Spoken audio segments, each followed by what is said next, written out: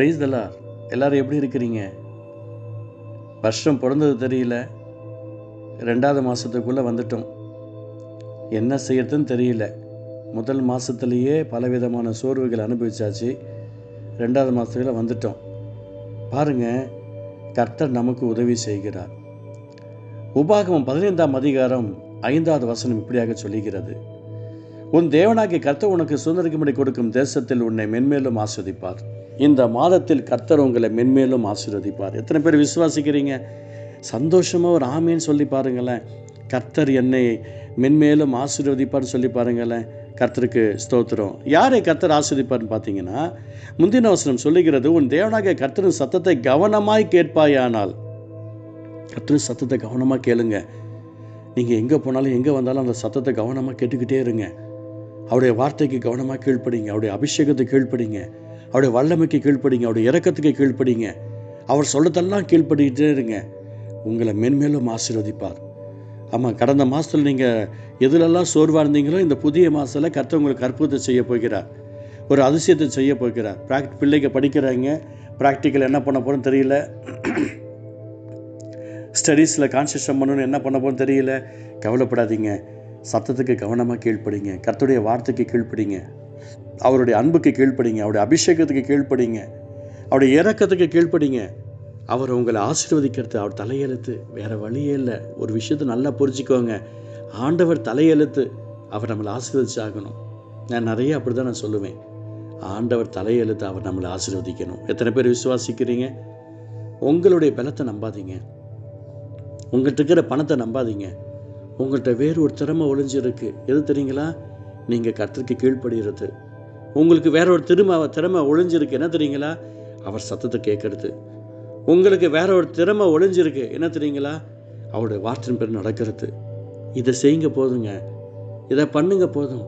உங்களுக்கு இன்னொரு திறமை ஒளிஞ்சிருக்கு தெரியுங்களா? ஆண்டவருடைய அன்பை அதிகாலையில் அவரை நோக்கி பார்க்கிறது. இதை நீங்கள் செஞ்சுக்கிட்டே இருந்தாலே போதும். கர்த்தர் உங்களை மென்மேலும் ஆசீர்வதிப்பார்.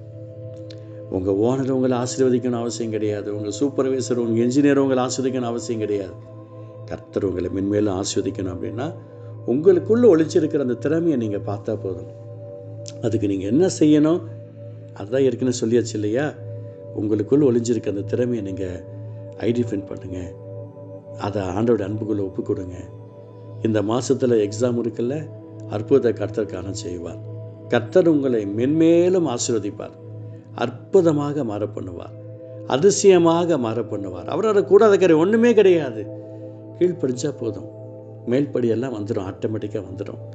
நீங்கள் அந்த கீழ்ப்படியத்தில் கரெக்டாக இருந்துருங்க. அவர் உங்களை ஆசீர்வதிப்பார். பாருங்கள், கடந்த மாதத்தில் கர்த்தர் வாக்கு பண்ணியிருந்தார். ஒவ்வொரு நாளும் ஒவ்வொரு வாக்குத்தத்தம் மூலமாக பேசிக்கிட்டே இருக்கிறார். என் ஜனங்கள் நான் அளிக்கும் நன்மையினால் திருப்தி ஆவார்கள். இப்போ கர்த்தர் உன்னை மென்மேலும் ஆசீர்வதிப்பார். அப்போ அந்த திருப்தியில் மென்மேலும் ஆசீர்வாதம் வரும். எத்தனை பேர் விசுவாசிக்கிறீங்க? உங்கள் கடன்கள் மாறுவதற்கு இந்த மாதத்தில் கர்த்தர் உதவி செய்ய போகிறார்.